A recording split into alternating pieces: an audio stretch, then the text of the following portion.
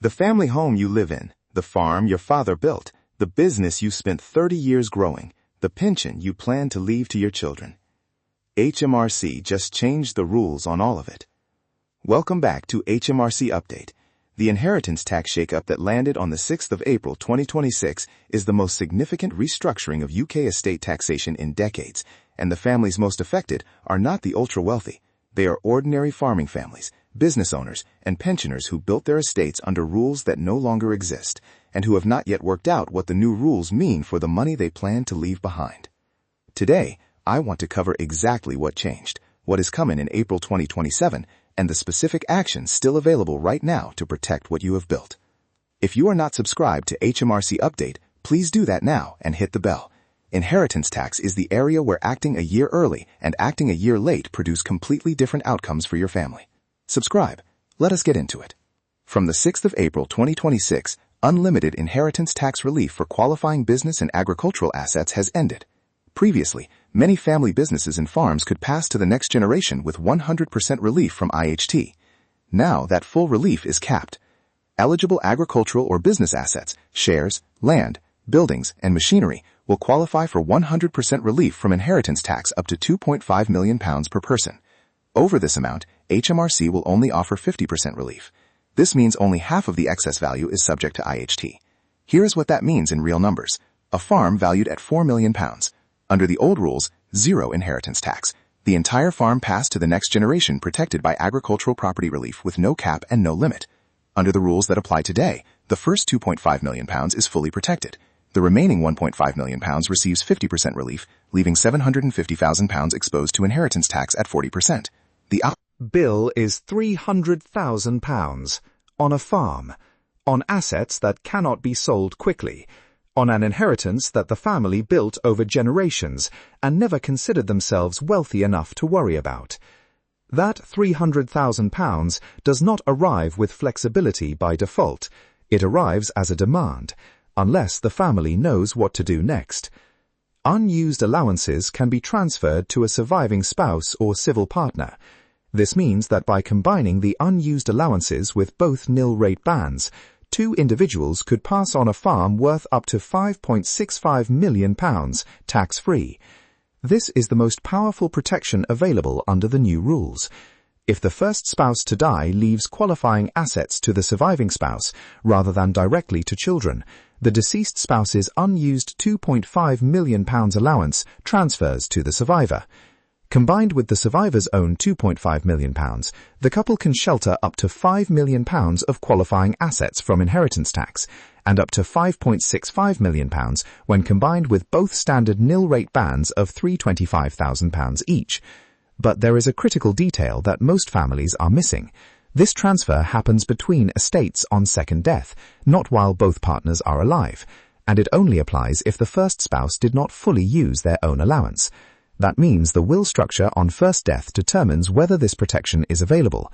A will that leaves qualifying assets directly to children on first death, bypassing the surviving spouse entirely, may forfeit the transferable allowance permanently. Drop a comment below if you have a farming estate or family business and have not reviewed your will since April 2026. The number of families operating under an outdated will in a changed legal environment is significant. Back to the second major change. Many investors used AIM shares for inheritance tax planning. From April 2026, AIM holdings no longer receive automatic 100% relief. Instead, many now only qualify for 50% relief, meaning an effective 20% IHT rate may apply. On death. This catches a specific group, people who deliberately invested in AIM-listed shares to benefit from business property relief at 100% after a 2-year holding period. That strategy still partially works. 50% relief is still available, but the effective tax rate has doubled from 0 to 20% of the value. An AIM portfolio worth £500,000 that was expected to pass tax-free now carries a potential £100,000 inheritance tax bill. If AIM shares form part of your estate planning, the plan needs recalculating against the new position. Now here is the change arriving in April 2027, and this is the one that affects the largest number of ordinary families. From the 6th of April 2027, most unused pension funds and death benefits will be included within the value of an individual's estate for inheritance tax purposes. Finance Act 2026 received royal assent on the 18th of March 2026 and put these changes into law for deaths on or after the 6th of April 2027. Until April 2027, undrawn pension funds sit outside the estate for inheritance tax purposes entirely. They can pass to beneficiaries, free of inheritance tax, while other assets are potentially exposed. This made pensions the most powerful intergenerational wealth transfer tool available to UK families, and many people structured their retirement deliberately around drawing other assets first and leaving the pension intact as an inheritance. Unused pension funds are expected to become part of the taxable estate, reducing the nil-rate band available for other assets and creating the potential for double taxation: inheritance tax on the pension fund itself, plus income tax on the beneficiary's withdrawals from it. A pension pot of £300,000 left to a child who is a higher rate taxpayer faces inheritance tax at 40% on the fund, £120,000, plus income tax at 40% when the child withdraws the remaining £180,000, a further £72,000. The combined tax on a £300,000 pension intended as an inheritance could reach £192,000 in a worst-case scenario. The strategy of leaving the pension untouched as a legacy, which was entirely rational under the old rules, has been fundamentally altered. The planning window between now and April 2027 is the most important period for pension holders to review their strategy. Consider using ISA investments, spending pension assets during lifetime, or using whole-of-life insurance policies, especially if planning for legacy and inheritance tax optimization.